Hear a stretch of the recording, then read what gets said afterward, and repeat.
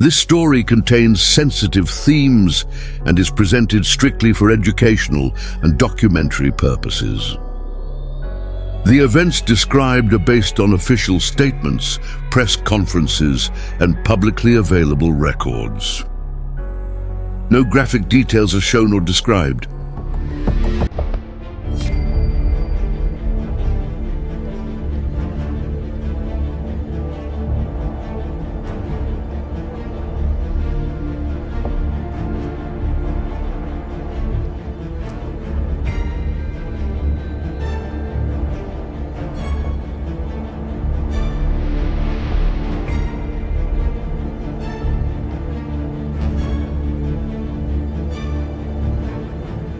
In the early afternoon, in one of the most monitored cities in the world, daily life was unfolding as usual.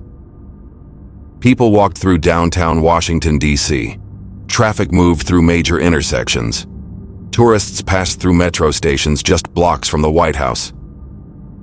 Nothing suggested that within moments that routine would be violently interrupted. Then, without warning, gunshots echoed through the area. Two uniformed members of the National Guard were attacked while performing their duties in broad daylight. Within seconds, the atmosphere shifted. Emergency calls flooded dispatch centers. Nearby streets were sealed. Federal authorities were alerted.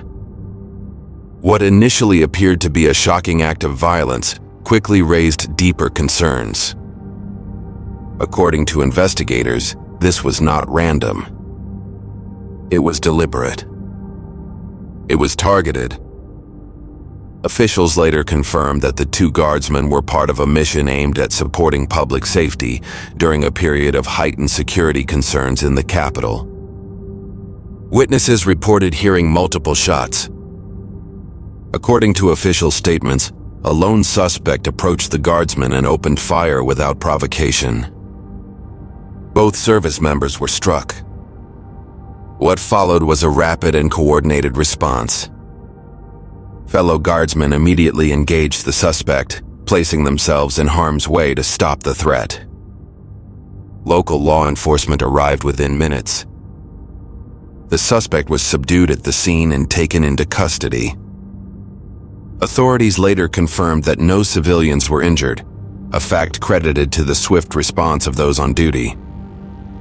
Sarah Beckram, 20 years old, Andrew Wolf, 24 years old. Both were members of the West Virginia National Guard.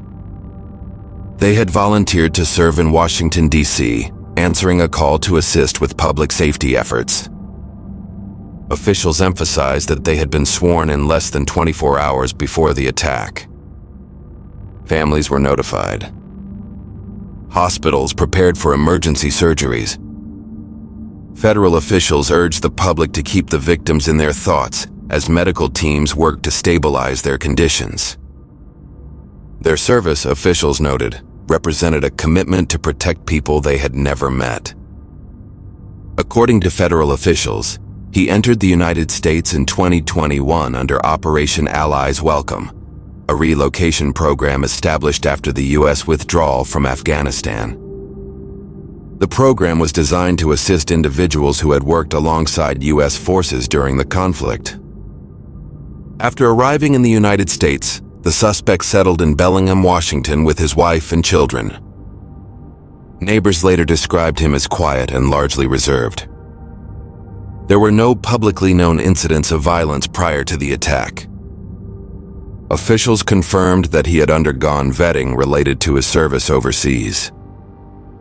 However, they stressed an important distinction. That vetting process was conducted for wartime cooperation, not for long-term civilian resettlement. This difference would soon become central to national debate. At this stage, authorities have not disclosed when the decision to travel was made or what specifically motivated it. What is clear is that the journey was intentional. Search warrants were executed in multiple locations across the United States. Electronic devices were seized, residences were searched, individuals connected to the suspect were interviewed.